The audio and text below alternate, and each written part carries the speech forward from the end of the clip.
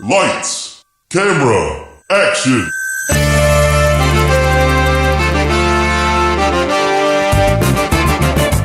When a script is written that is so bad, no one will film it.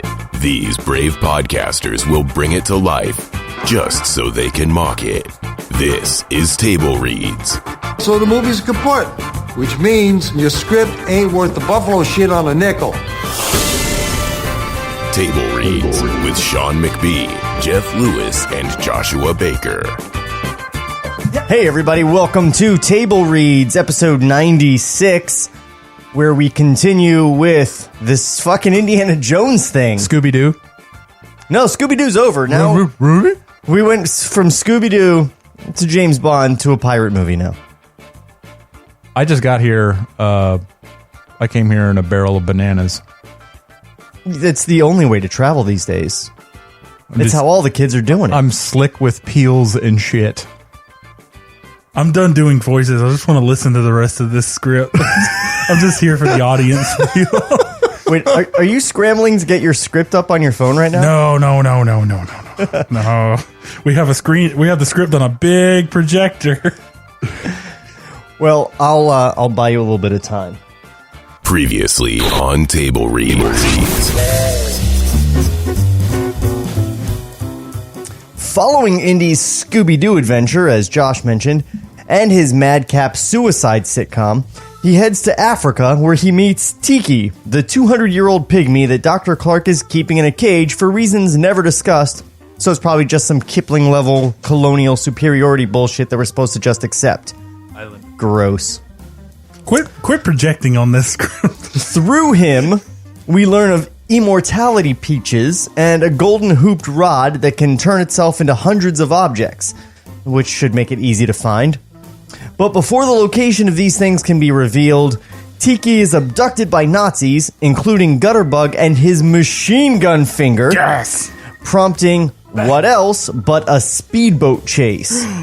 Then there's a lot of filler and exposition, followed by a surprise pirate attack, now in progress.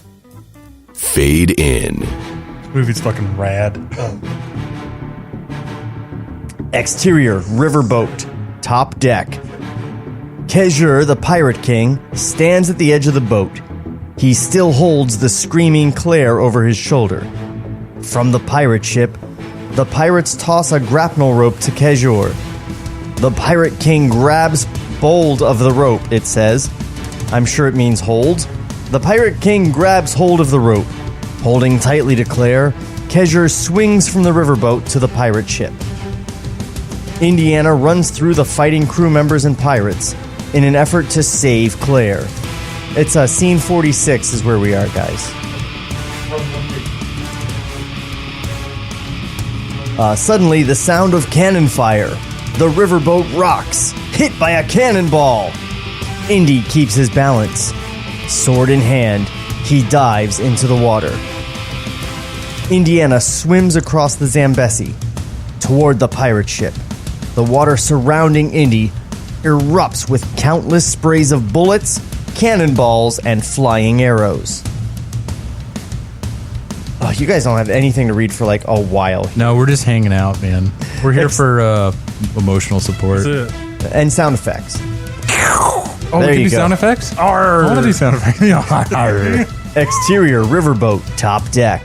The sword-fighting crew members manage to keep the many pirates at bay. Scraggy exchanges swordplay with a pirate. The sword is knocked from Scraggy's hand. He is defenseless. The pirate comes in for the kill. He raises his sword, ready to plunge it into Scraggy's heart. The pirate suddenly pauses, a horrified look on his face. The end of a sword shoots out of the pirate's chest. A moment passes. The sword slides back inside of the pirate's chest. The pirate falls to the deck. Betsy stands behind him. She holds the bloodied sword. Scraggy gives her a thankful nod. Exterior, pirate ship. Indiana has made it across the Zambesi. He climbs up remember, we've established that this river is known for having deadly snakes all through it, We've seen a family of sunning crocodiles moments ago. And Indy's just like, swim. No issues. No I'm big at the deal. ship. He made peace with the crocodile people in Temple of Doom, so that's true. treaty carried over. That's true, yeah. He climbs up the side of the pirate ship. The pirates begin to shoot at Indy. Indy is hit. An arrow in the arm. He dives to safety in a nearby cannon compartment. Interior cannon compartment. Indy pulls the arrow out of his arm. He is suddenly attacked by the pirate gunner. The two begin to struggle, fight. Camera pans to the rear of the cannon, moving to a close-up of the fuse. The fuse is lit, burning. Meanwhile, Indy and the pirate fight directly in front of the cannon's open barrel. Every few seconds, each of their heads moves in front of the opening. The fuse continues to burn, getting lower.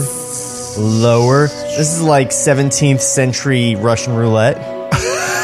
I like it. Exterior pirate ship, top deck. Claire has been tied to a mast pole. Kezher stands in front of her. As his men battle around him, Kezher leans forward. The drooling pirate king sloppily kisses Claire along her neck. Claire is nauseous. Interior cannon compartment.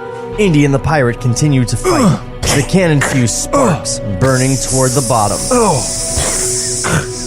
The pirate pushes Indy's head inside of the cannon opening. The fuse will blow at any second. At the last moment, Indiana overpowers the pirate. Indy leaps to the floor. The pirate falls forward, face to face with the cannon opening. Boom! The cannon fires. Indy's shirt is splattered with blood. Indiana runs to a wooden staircase, hurrying up the stairs to the top deck. Exterior pirate ship, top deck. Kezher kisses the bare shoulder of the struggling, helpless Claire. Indy emerges from the cannon compartment. Upon seeing the pirate king attack Claire, Indiana shouts, You son of a bitch! Kezher turns. He emits a gravelly laugh and scratches his neck, curiously studying Indiana. Indy extends his sword. The pirate king removes a long, sharp, golden sword. They begin to fight, moving along the deck, a fast-paced, heated sword fight. Exterior riverboat, top deck. A pirate has taken over the boat's wheel. He steers the riverboat off the regular path. It speeds toward the base of a large, thrashing waterfall. The pirate ship moves alongside of the riverboat, also headed for the waterfall. Scraggy and Betsy see the waterfall. Scraggy and Betsy sees the waterfall ahead. Bless you. Excuse me, I had to sneeze. Exterior pirate ship, top deck. Indiana and the Pirate King have climbed to the top of the ship's mast. They battle amidst the tangled ropes, swords clashing. As the two men fight, Indy notices that the pirate ship is headed for the waterfall. Indiana has a sudden realization. God damn it. That was good. He sees Scraggy trying to steer the riverboat in the opposite direction. Indy screams above the cannon fire. Scraggy, no! Keep going, straight! Full steam ahead! Scraggy is confused by Indy's orders. He screams back to Indiana. What? You crazy, Indy? We be crushed. We smash into rock wall. Still sword fighting, the Pirate King screams to Scraggy. No, Indiana, still sword fighting the Pirate King, screams to Scraggy. No, trust me! Full steam ahead! Full steam ahead! Scraggy blesses himself. His face is strong, confident. He revs the engine, full speed. He tightly clutches the wheel, aiming the riverboat toward the waterfall. What? Why is this dramatic? We know that there's a secret cave behind a waterfall. Well, we only know that because they told us. Right, but it's been established. that they are seeking to find a cave behind a waterfall. We know that, but Indiana doesn't know that. Or Indiana does know that. The pirates but- don't know that. Right. But from an audience dramatic perspective, the audience is sitting here going, yeah, you told us about this fucking cave. That's true. I Like- guess the only drama is going to be it's comedy at this point, right? Yeah, it's Like Indiana It would Jones be is like fighting a pirate king. in Last Crusade. Do you remember the leap of faith where he steps out over the chasm? That's right. And it's just a platform that's been painted to look like a chasm. Yeah. So he takes the step out, and it's dramatic, and then his foot plants, and then you turn and you see the other perspective that it's actually a solid platform. Yeah. This is like if they showed us the platform and then the step of faith. They also handled that death trap like very poorly. Wouldn't the answer been like get on your hands and knees, like fill Yeah, out right? in front of you and then like slowly Or, go across? or I believe that he threw dust on it Yeah, he did. after he took that After they first took step. off, right? Because they want Marcus and them to come over later. Yeah, so it's like Do before, Like- pocket sand. instead of just taking a step over a dangerous chasm where, you could be just off by a foot Right, and plummet to your death, seeing the true. chasm on your way down, or the platform on your way down. Just throw some dust out there. But that's how you do drama. This shit is not how you do drama. That's true. They telegraphed it. Well, maybe he was kind of expecting it to be a little more in your face, so you're not really remembering. Oh yeah, waterfall behind the thing. Maybe he thought this action was really. Maybe gonna he be could have written hectic. it better so as not to depend on people forgetting shit. You're not wrong. He could have. But we live in the darkest timeline. No, This is Sean the movie already we killed got. him, remember? That's right. Indiana and Kezur swing from sail to sail, continuing their spectacular sword fight. Claire helplessly watches from the deck. The riverboat and the pirate ship continue to move side by side, moving closer, closer to the shattering waterfall. Scraggy continues to rev the riverboat's engine, chanting various prayers under his breath. In the background, a feisty Betsy continues to sword fight. I'm from Brooklyn, so of course sword fighting comes it's fucking second, natural to me. It's like using a knife. My dad was a butcher. This is just like buttering my bread, except with pirates. You're fixing it. You're making this better. Yes, that's some commentary. That would be, that would be some good dialogue. I like that. That's funny. Between her and the Zambesi pirates. I met pirates like you before. You think you're something? You should try hanging out on the corner of 14th and 30th. I fought off harder pirates than you in Pittsburgh. It's a baseball joke. It's Pittsburgh Pirates. Oh, Yeah, see? yeah, that went so far over my head.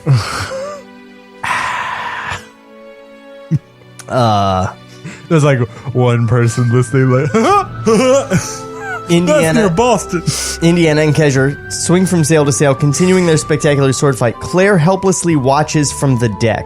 Man, fuck that. Why is she so helpless? Wait, which one? Claire. She's tied up. she's tied to the mast. The mast. Is she? I missed They that. said it earlier. Yeah. I was probably sneezing. I don't know how she got tied to the mast. She's been getting licked on by this pirate king. Yes. Yeah, Somebody- she was helpless then too. They used the word helpless on her twice now. Maybe she's Wonder Woman. I like that one of the pirates took. Oh, she's been shackled by a man, Yeah. so she lost all her powers. All her power went away. She stopped being an anthropologist. Now she's just a right. deckhand. I don't know nothing now. the scullery maid. Meanwhile, Betsy's a fucking badass because she's like, I've got a second lease on life since I failed to commit suicide 3 times. Ching, ching, ching. I got nothing to lose without Indy. It's all gross. The handling of women in this is just gross, top to bottom. I see no problems here. They all belong in Banana Barrel. Scraggy. The riverboat and the pirate ship penetrate the waterfall. Yeah, they do. The two boats are met with an exploding shower of powerful water. Another helpless lady. Crew members and pirates are tossed about the deck. Indiana and the Pirate King hold tightly to the sails to avoid being thrown into the waters below. Exterior riverboat. The aged boat tosses, tilts, spins, nearly capsizing. Boards creak and moan, ready to burst. But Scraggy holds tightly to the steering wheel, keeping the boat afloat. A powerful water sends Betsy somersaulting across the deck. Along the deck, excuse me. She tries to grab hold of something, anything that will prevent her from falling off the boat. Betsy finally clutches onto something, the arm of a dead pirate. The riverboat and the pirate ship are immersed into the waterfall. They disappear behind the thrashing curtain of water. Interior, behind the waterfall. The pirates' hidden fortress, an enormous underground cavern. Hundreds of burning torches cast a devilish glow. The gray rocks of the cavern walls stretch upward, filled with countless tiny caves. Various stone artifacts and ancient utensils are scattered throughout the cavern. There are several other pirates here, armed, waiting for the return of the pirate ship. The riverboat and the pirate ship enter the cave. The rushing waterfall thrashes behind them. The battered and bruised riverboat comes to a rough stop, screeching along a far wall. The pirate ship sails to a smooth stop in the middle of the cavern. Armed with guns, knives, and swords, the pirates hurriedly surround the intruding riverboat. They take Betsy, Scraggy, and the crew members captive. Kezor leaps to the pirate ship's deck and quickly unties Claire. Indiana attempts to follow. He pauses, quickly grabbing a few sticks of dynamite from the pirate ship deck. Kezor begins to lead Claire off of the ship, his sword at her throat. Indiana calls out, "Wait!" Kezor stops. He turns. Indy walks toward Kezor, stopping less than 10 feet from the Pirate King and Claire. Indy's eyes burn through Kezor. "Free the girl!" Glances to his captive friends. "And my friends. Lights a match, moves it toward TNT fuses. Or I blow your hideout here out of the water." Kezor laughs. Indiana lights the dynamite. What the fuck was that? Would you become that guy from the bar? Yeah, he's French, clearly. You're the French pirate? He's a French. He's an Asian dude. Zambesi pirate. He's an Asian dude. Was he an Asian dude? Yeah. Was I the voice of him, or were you the voice of him? Kezor was an Asian dude. I don't recall doing a voice for him. Did Yeah, anyone do a voice I for him? think Has he I spoken? think you Was it did. me? If it's Asian, I'll just do my voice.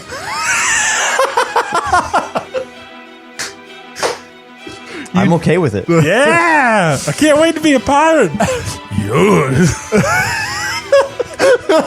Indiana lights the dynamite fuses. Kezor stops laughing, worried for a moment. Then the Pirate King breaks into a wide, defiant smile. Good. We will all die. A standoff. Indy didn't expect this. He is suddenly frightened, puzzled. Betsy, Scraggy, and Claire stare at Indy, waiting for his next move. As the dynamite fuse slowly burns, getting closer, closer to the TNT. Kezor seems calm, perfectly willing to die. Indy gets another idea. He blurts it out to Kezor. "We can take you to the lost city of Sun Wukong." Ha! Better men than you have tried to find a lost city. They have all failed. You are a fool. As the TNT fuse burns lower, lower. "No, you're the fool. You and your friends are hiding out in Sun Wukong's water curtain cave, and you didn't even know it." Huh? Scraggy and Betsy exchange a shocked glance. Claire is also surprised by the news. Somehow. The TNT fuse nears the end, ready to blow at any second. Indiana removes the ancient scroll from his pocket. He extends the scroll to Kezor. "The sacred Pai Cho scroll." Kezor grabs the scroll, attempting to read it. Does this one make the buh sound? What is a map? That's not in there. The worst pirate. Indy interrupts. Don't bother. Only we can translate it. Kezia examines the scroll, puzzled by the writing. Indiana and Scraggy exchange a hopeful glamp. Kezia pauses. It says glamp. It's Glamp. Glampy. Thinking. He mumbles to himself. The Rasta City, said to have a streets paved in gold. Treasures far greater than mortal man could imagine. Kezia pushes Claire away, toward Indiana. Claire embraces Indy as he blows out the dynamite fuse, not how fuses work. Kezia growls at Indy. Your pathetic lives will be spared for now, but everything we find in the Raw City belongs to me. Fat chance, Sinbad. It's 50-50, or you've got no deal. It is my way, or you got no head. Cut 2. Interior, Water Curtain Cave. That night. A group of pirates sit together, drunk. They sing one of their ancient songs.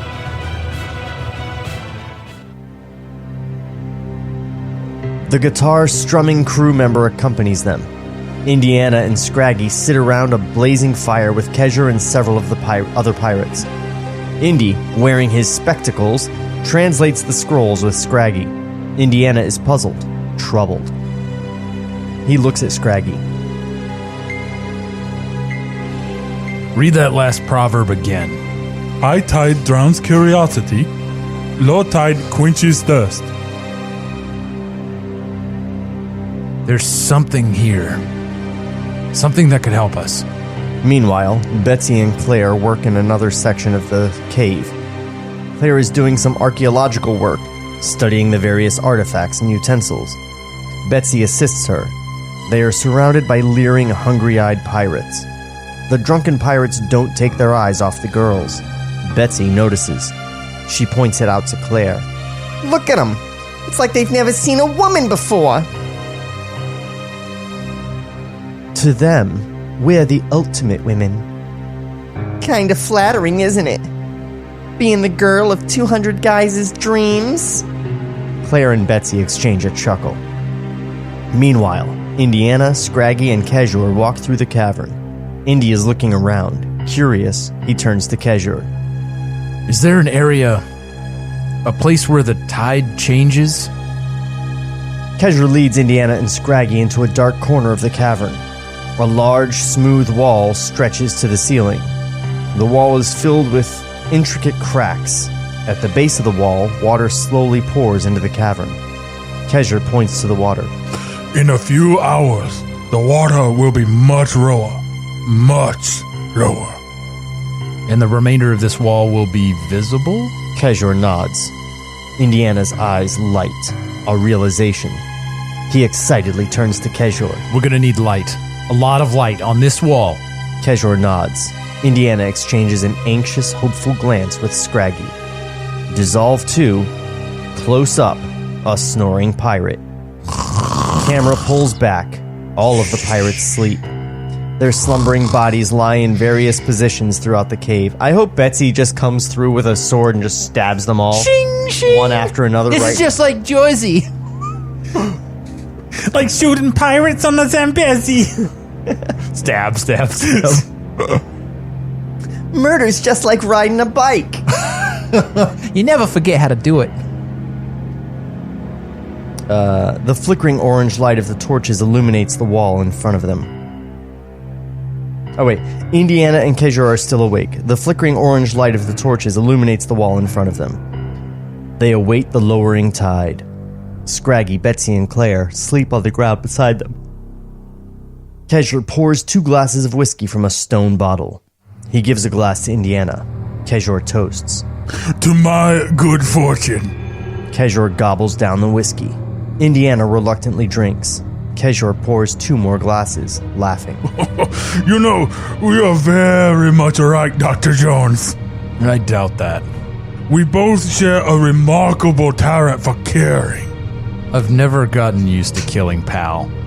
I do it for survival. I do it for pleasure. Indiana downs his whiskey. A laughing Kejor does the same. Indiana notices something on the wall. He jumps to his feet. Camera pans to the wall. The tide is very low. The entire wall is now visible. What were once simple cracks have become a specific lines of a map. A group of arrows leads to an X at the bottom corner of the map. A fascinated Kejor and Indiana study the wall. This is dumb. This is incredible. This map was obviously used by Sun Wukong's disciples, if they were ever lost. These drawings, they are of the surrounding jungle. Points to the X. Where is that? It is located at the most southeastern part of the jungle, near the mountains. There is a village there, the Mongubu tribe. You know them? Very well. I traded with the chief for many years. Good. We'll leave in the morning. Camera pans from Indiana and Kejor to a dark cave, a few feet away. Standing inside is the figure of the mysterious crew member, the traitor. His face is hidden in the shadows. Again, he radios back to Nazis. He whispers in German. Camera dollies into a close-up of his radio microphone. A red swastika adorns the microphone. Way to be undercover, guy. Also, where's this technology coming from? You ever use your cell phone in a cave? No? You know why? Why? Because radio waves don't get through that shit. Yeah, they don't know. Well, let's just wrap it up. This is dumb now.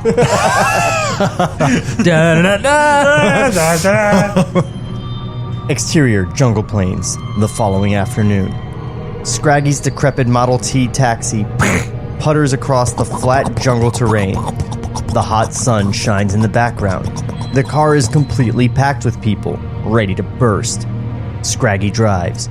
Indiana, Claire, and Betsy are crowded in the front seat. Kejor and 4 pirates ride in the rear compartment.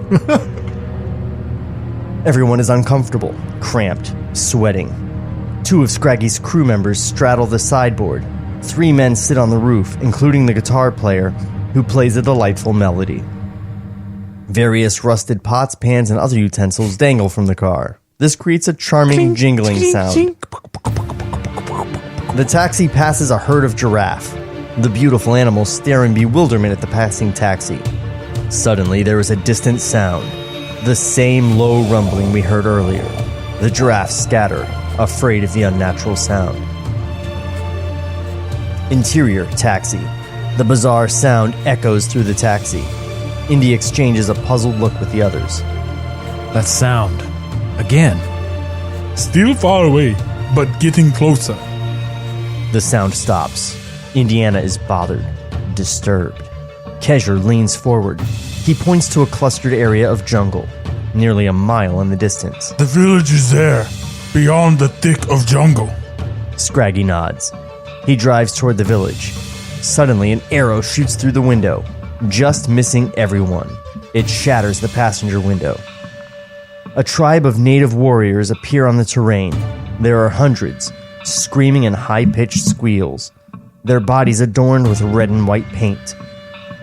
The angry warriors run toward the taxi, firing arrows. On the taxi roof, the men dive for cover. Arrows whiz by their heads. Inside, everyone rolls up the windows. The taxi is attacked with a shower of arrows. Scraggy floors the gas. The taxi keeps moving ahead, speeding toward the jungle. Indiana glares at Kejor. Thought you said they knew you. Kejor gives a puzzled shrug.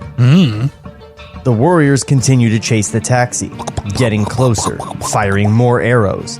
The taxi spins to a stop, directly in front of a large opening that leads into the jungle. You know how jungles have the big entrance at the No, it says welcome to the jungle. Welcome to the jungle. That's where that song came from. Is it historically accurate? I never realized. I gotta give Axel his credit. No, you don't.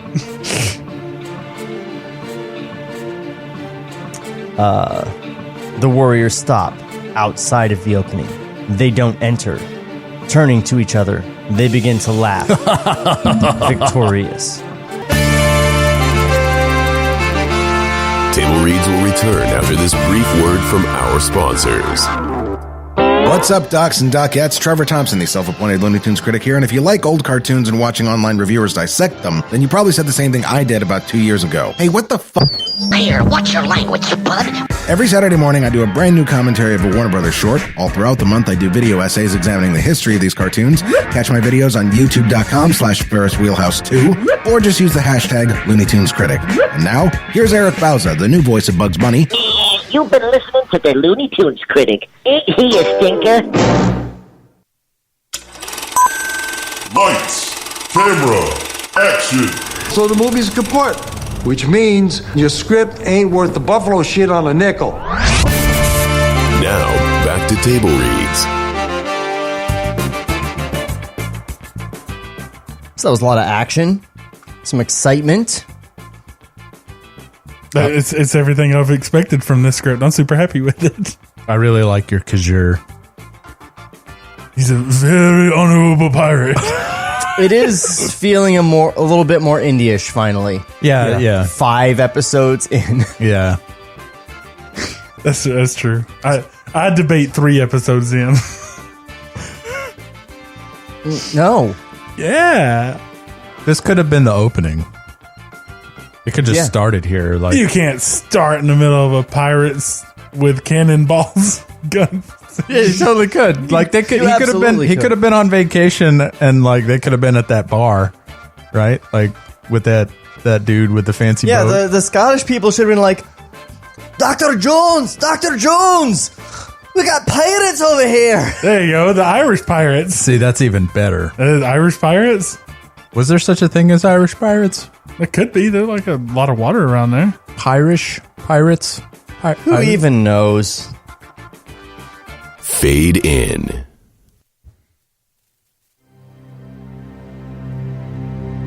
Interior, jungle. An almost perfect path has been cleared through the thick jungle. Indiana and the others run through the path. Indy suddenly pauses, motioning for the others to stop. A puzzled look covers his face. Wait. Listen. They're not following us. One of the pirates continues to move forward.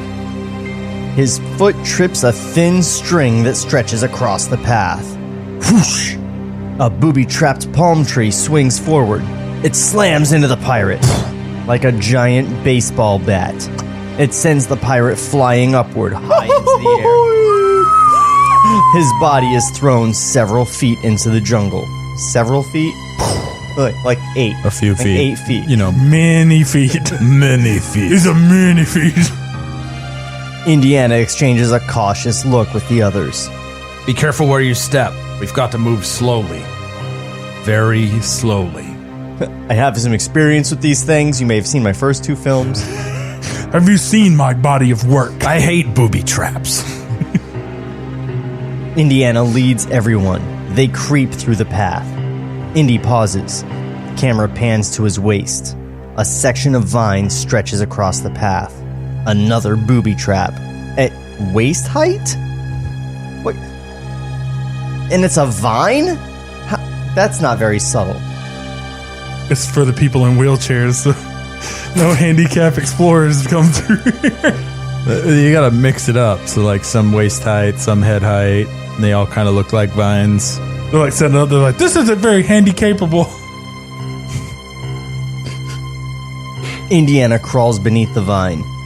He motions for the others to follow. One by one, they carefully crawl beneath the vine. Beneath the vine. The guitar player is last. He begins to crawl through. He nearly makes it when the top of his guitar hits the vine. Twang! The vine snaps. There is a creaking sound. A giant metal trap over 4 feet high shoots up from the ground. A human trap. The guitar player dives to safety. The trap's sharp metal teeth snap shut. The guitar is snapped in two. Twang! Soon, the path erupts with countless rows of traps. They eject from the ground, snapping shut, one after the other. Everyone begins to run. The traps snap shut only a few feet behind them. Everyone rounds a corner. They come upon an enormous pit, over 10 feet deep. That seems enormous. Less than enormous for an Indiana Jones film. True. 10 whole feet. I bet there's spikes at the bottom. 10 feet deep. Careful, everybody. You might sprain an ankle. Ow. Filled with countless layers of scorpions. Little better. Are they the concerned scorpions?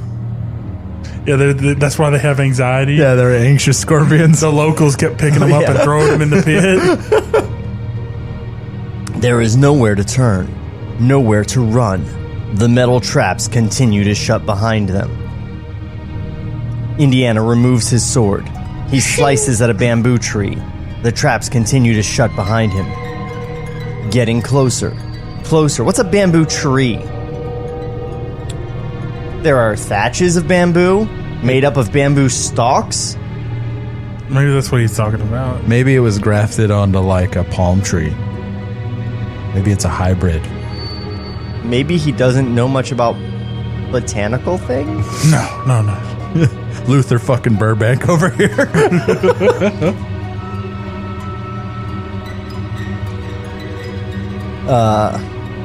Indiana gives a final whack to the tree. It falls, stretching across the pool, a few feet above the stinging scorpions. Indiana begins to climb across, moving hand over hand. Everyone hurriedly follows. The bamboo tree creaks with their every movement. Their feet dangle inches above the scorpions. The last pirate grabs hold of the bamboo tree just as the final metal trap shuts, just missing them. I guess they're going across a real thick bamboo chute. That's what I'm going to have to go with. Yeah. Why couldn't they run around the pit? I mean, it's only... They didn't say it wasn't 100 feet wide. Right. No, it's just like... I imagine it's like a pit that you would fall into if you were running, but like they stopped, so they should be like, oh, let's go around the scorpion. Maybe there's pit. traps. Yeah. Maybe the woods are too thick. Maybe the scorpions are really anxious on those sides. But presumably it's like 16 feet across or something. Something they can't jump over. But the traps are coming up in like single file lines, so if they just like break left, it's to really right, thick okay. jungle. Like the area was cleared out, so it's like leading them into the traps. Or the trees are haunted, like in The Wizard of Oz. I don't know. It's the predator, Blaine.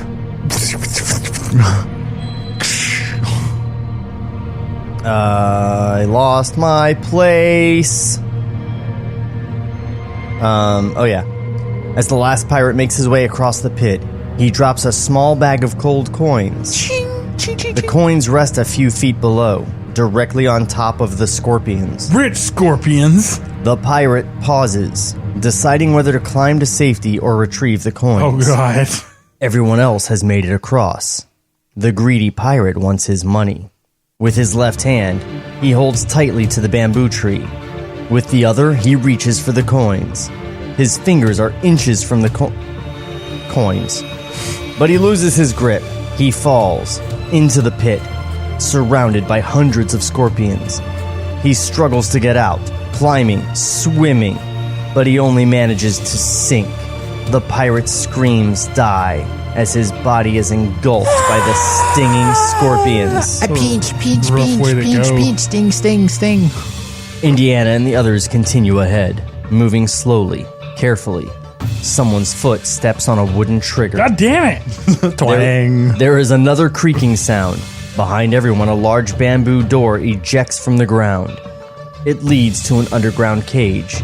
The door creaks open. 3 ferocious lions leap out, teeth bared, What the fuck? growling.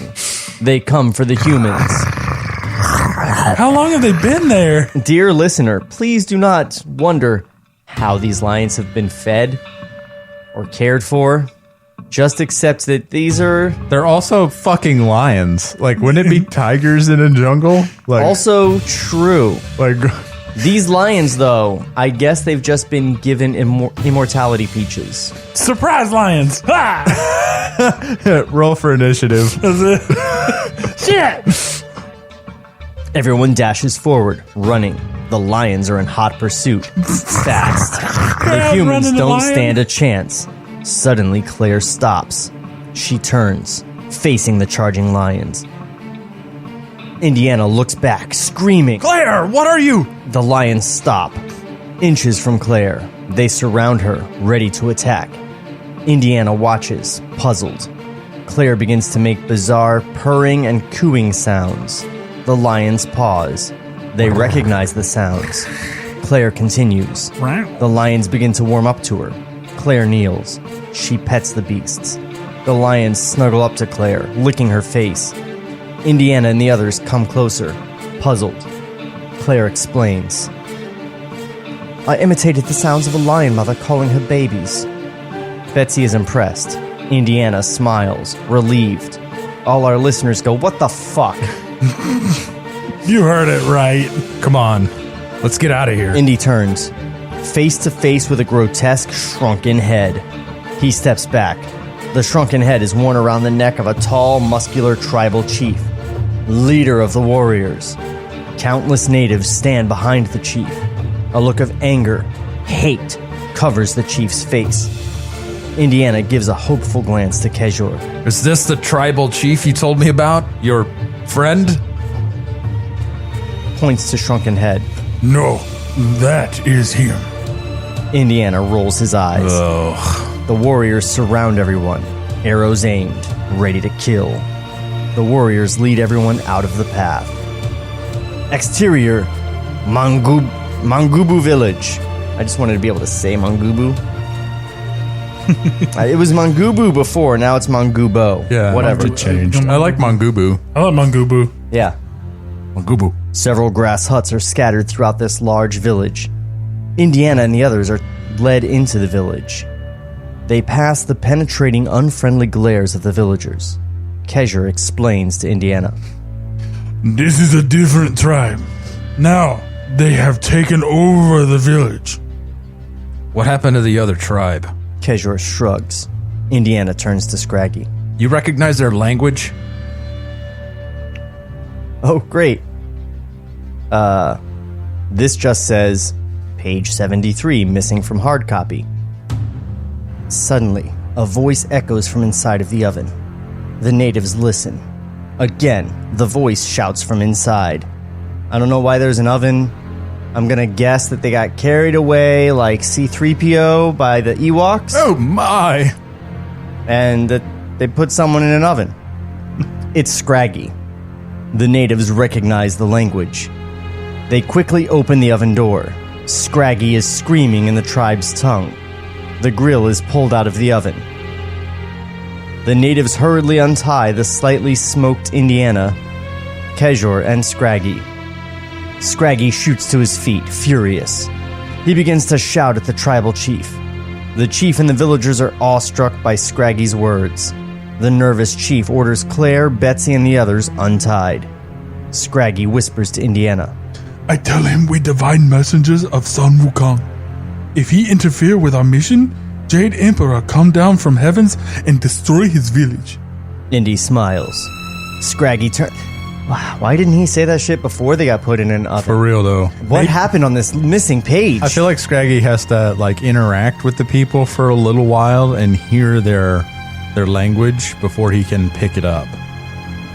I think this is the language from the thing he translated. The map. Oh, okay. Yeah, he doesn't pick up languages. Oh, well, I was like, it after seems 10 like he can minutes. speak every fucking language, so he has a superpower. Indy says that he speaks 18 languages earlier in this. Oh, I thought he was a mutant. That's a different That's what it is. I figured it, what's one more movie?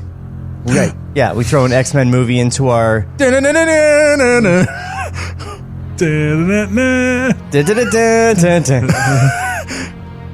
Awesome. Dude, I want to see that movie. Yeah.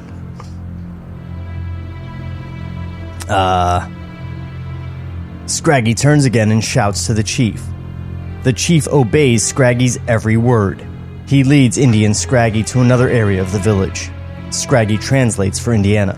I tell him we lose path to city. I ask if he has something to help us. The chief leads Indy and Scraggy into a large grass hut.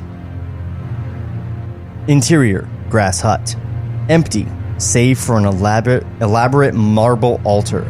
A dull mirror rests on the altar. The small mirror is surrounded by a crude stone frame. The chief picks up the mirror and gives it to Scraggy.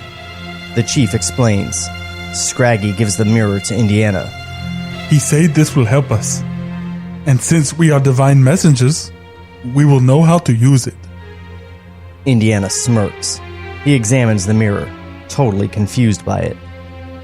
Cut 2, exterior, Mangubu village, dawn. The village sleeps, quiet, peaceful. Scraggy's Model T is parked here.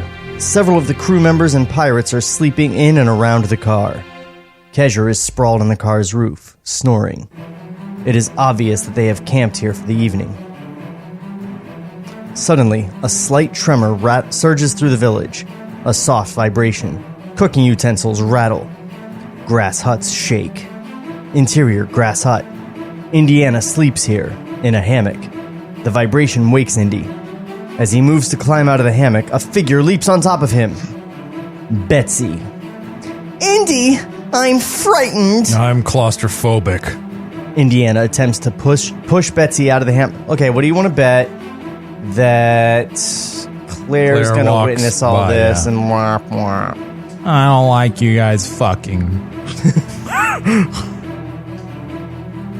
She resists. They begin to wrestle, struggle. The hammock becomes tangled around their bodies. Claire walks by the hut. Wah, wah, wah. She looks inside. To her, it appears that Indy and Betsy are in the middle of a passionate love scene. She emits a shocked gasp. Indiana sees Claire. He calls out, Claire! Wait! But the startled Claire hurries away. Indiana manages to escape Betsy and the tangled hammock. He lands on the floor, breathless. Exterior village. The vibrating intensifies. The ground begins to rumble. The surrounding trees shake. The villagers pour out of their huts, gathering in the middle of town, frightened. Indiana and Betsy join Scraggy, Claire, Kesher, and the others. Betsy is puzzled by the tremors. An earthquake? The tribal chief steps forward. He says one word in his language. Scraggy translates for the others. Wildebeest. Cut 2. A herd of stampeding wildebeest. Hundreds of the raging animals plow through the jungle, moving fast. They crush everything in their path. Exterior, Mangubu village.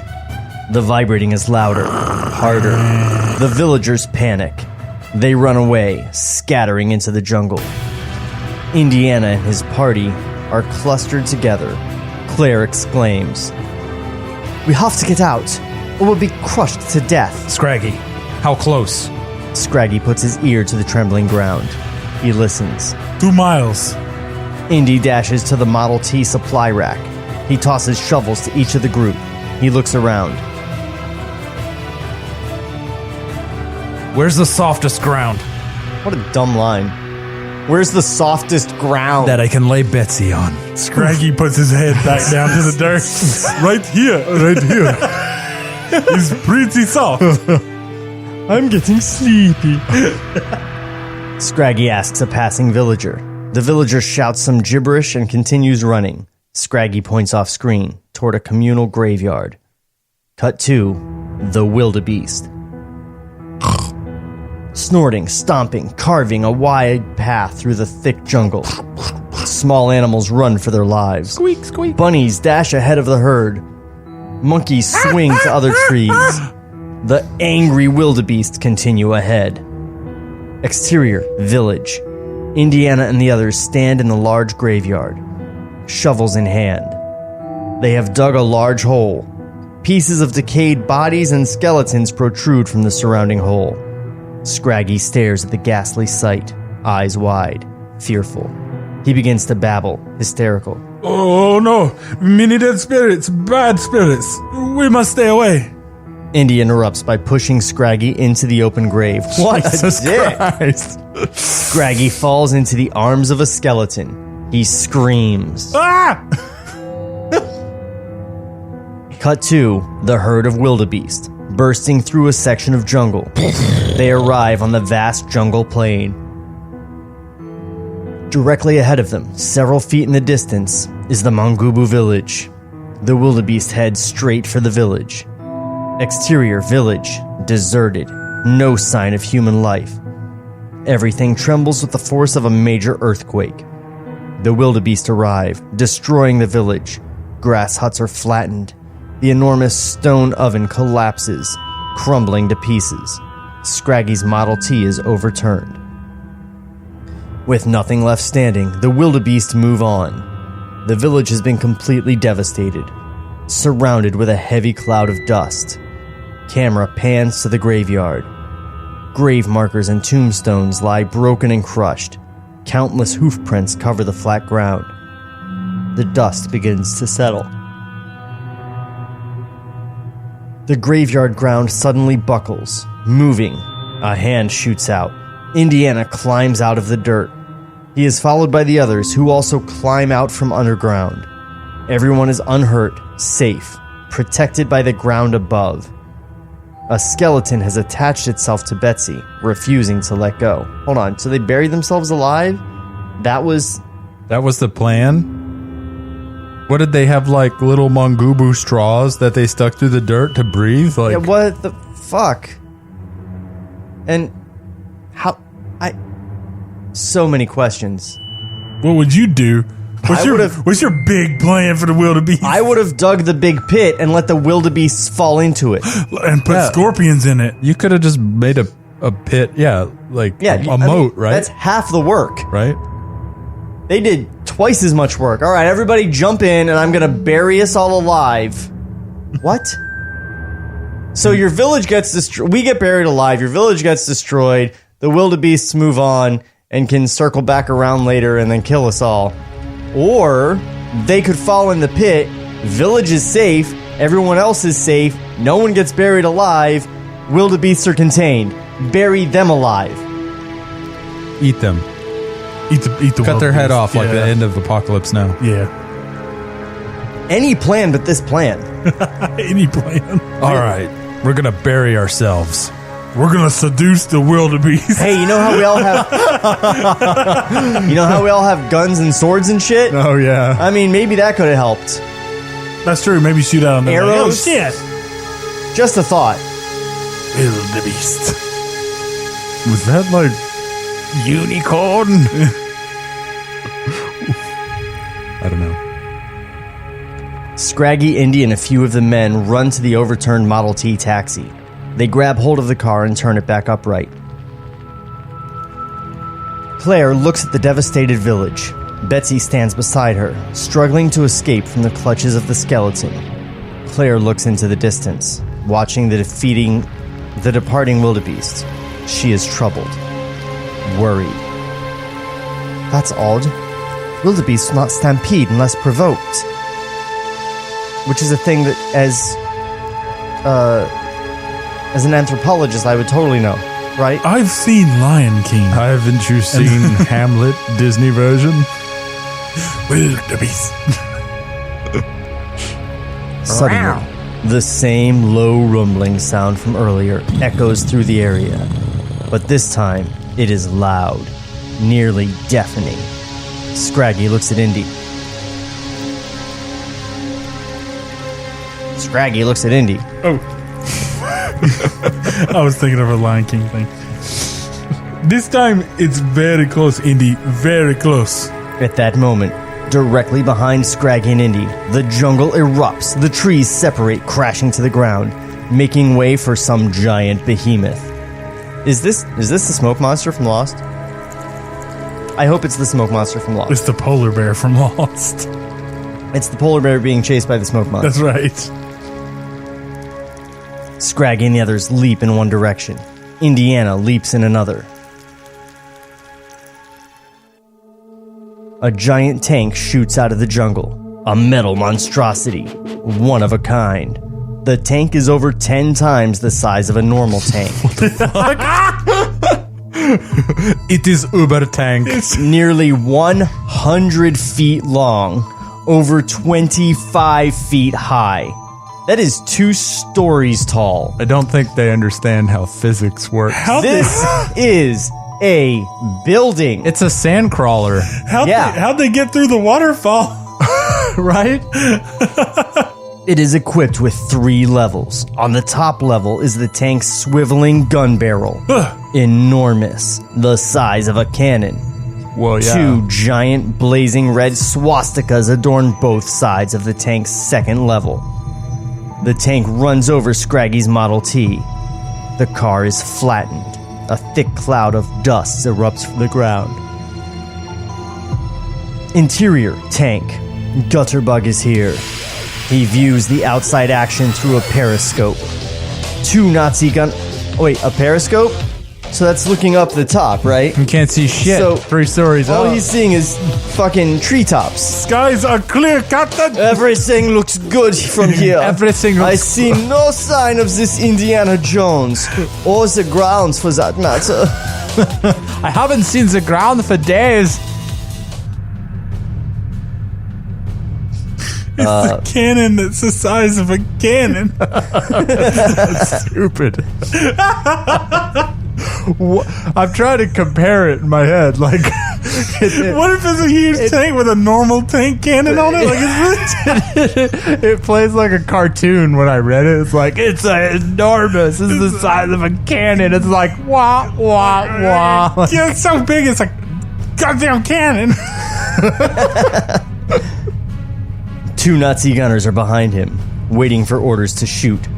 Tiki stands in the background. The confused pygmy is bound and gagged.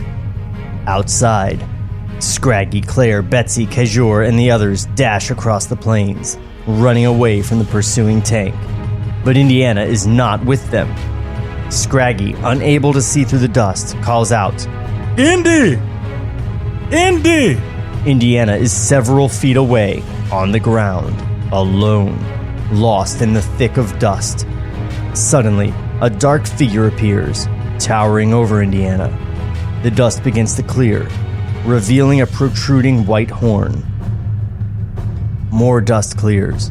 We see that the figure is a large black rhinoceros. Indy leaps to his feet. The rhino snorts.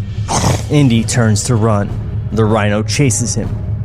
Meanwhile, with most of the dust cleared, the tank chases Indy's friends across the jungle plains. Wait, what are jungle plains? That's a good question. Plains are big, wide open, flat areas without trees. Does he and mean... jungles are trees. Well, so he put lions here, so he might mean savanna. Shit. But right? there have been tons of trees the whole time. There's a few trees in the savannah. Like, you can be, like, on the edge of the savannah, right? Like, it's why they didn't see the Nazi hotel driving through the jungle. Jungle plains, not a thing, right? I agree. Maybe just, I mean, all the creatures I don't talk for a that while. live in the savannah, right? Look, this is why I wish we had more listeners, because we don't get emails correcting us on shit. Oh, that's true. For example, I discovered today, I spent all of Gladiator 2 talking shit about why the Emperor's kid didn't become the Emperor. He wasn't the Emperor's kid, he was the Emperor's nephew. Yeah. And no one sent me an angry email saying, hey, asshole, he's his sister's kid, not his kid. It's because we fixed it. So I spent all those episodes just being an asshole. Oh, yeah. You totally owe that guy an apology. Oh, yeah. We need to write Nick Cave a letter, say, hey, sorry. Your script apparently is genius. I mean, he wrote this with his red right hand, and you're just shitting all over it. I'm still hanging out in the mushroom tent. Dude. Or maybe we don't have anybody writing bad emails. We have tons of listeners, but we're always right, so nobody can correct us. See, I like Jeff. Yeah. He always has a positive outlook on things. You know, it just doesn't track with my experience of the internet. That's true. If 5 people are listening, 3 of them are going to correct you on some shit. And 2 of them want you to die. Shit. Now, we do have a fair amount of listeners. They just don't interact. They don't say like, "Oh, hey, that thing, you were wrong," or "Hey, good job on that." Definitely not that. Maybe it's because they're driving and they forget by the time they get home and they're going to shit on us. Let's just ask. That's true. Listen, if you guys are out there, just interact. Like send us a shitty email. Send us an email. Send us a tweet at The Table Reads. Yeah. Let us know. And tell us that you knew that he was the nephew all along. Or convince me that it wasn't his son because of the weird sexual tension between those 2 characters. That's true. There was weird sexual tension. There was a lot of that, yes. Also, still, he didn't have a brother, so either his sister would become emperor or it would go to his nephew. So my point still stands no matter what that kid's fucking relation is. I mean, he makes a point. Send Sean all your incest theories. Just blow him up. I'm glad you didn't say videos. With video evidence. No. I don't need any of that. We draw the line at that. No. That's for other people. That's where your line is? So, jungle planes. If you know what the fuck a jungle plane is, let us know at The Table Reads. Plenty of people who play Minecraft know. Interior, tank. Gutterbug looks into the periscope. Indy's friends are in his sight. Gutterbug screams to the gunners. Fire! Fade out. Oh, shit!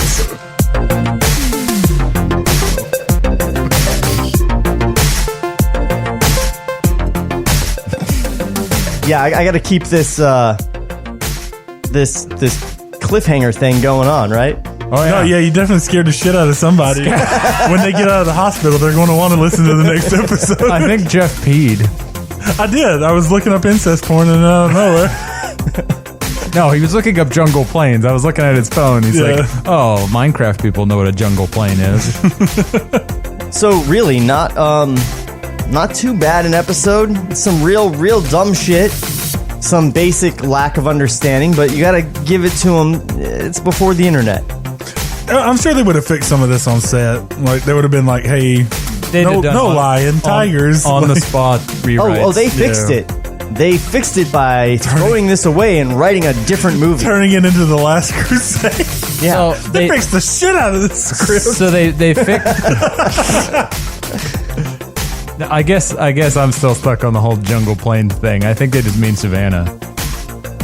But it was clearly a jungle. Well, sure. Yeah, they were in a jungle. It was a welcome to the jungle. There's a village in the jungle. They're talking about jungles all along. And nobody gets a savannah and a jungle mixed up. There's no wildebeest in the jungle either. Wakanda's kind of like that, right? Like when you watch Endgame, there's like a jungle and then there's like the big field. It butts up against the savannah. So yeah.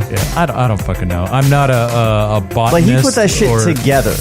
Jungle plains. Compound word. I can't believe this is what y'all are fucking stuck on and not the 3-story fucking swastika tank. Look, some things are just... I really like the swastika tank. Like, dude, the swastika tank's sick. And just to know that there's a guy driving it that has a machine gun for a goddamn arm. Now, what kind of mileage do you think this thing gets? None. Nine. Like, it's gotta be hauling a tanker behind it, right? It's just a tanker driving behind it, just constantly pouring gas in. There's 4 trucks dragging it in front of it. We haven't quite figured out the motor. I'm trying to... A fine German engineering has not fucking figured this shit out yet. I've been listening or reading the script, reading the script, I'm trying to build the trailer in my mind, and this Nazi tank is perfect for like near the end of the trailer. Oh, absolutely. Like Indiana battles Nazis in a giant tank in the jungle with pirates. Can you imagine this trailer? Yeah, it'd be awesome, right? Like it's like Indy fighting the ghost dogs with the ghost captain, and then he's fighting fucking Nazis on a speedboat, and then he's clashing swords with a pirate, and then there's a 80-foot Nazi tank and a guy with a machine gun arm, and you're like, what the fuck is happening? Am I watching the trailer for a season of television. Right. Awesome, right? Like, so this actually works as a season for an Indiana Jones show. Yeah, but if you were doing it, the Adventures of Indiana Jones, and every episode was a self-contained episode, this would be sick. Yeah, like, it'd be great. Yeah, there are elements in this that are really fun. Like one adventure, one quest should not take you on all these steps. No, these are too many adventures. Yeah, and it's unfocused. I agree. It's unfocused. I get you with that. Yeah.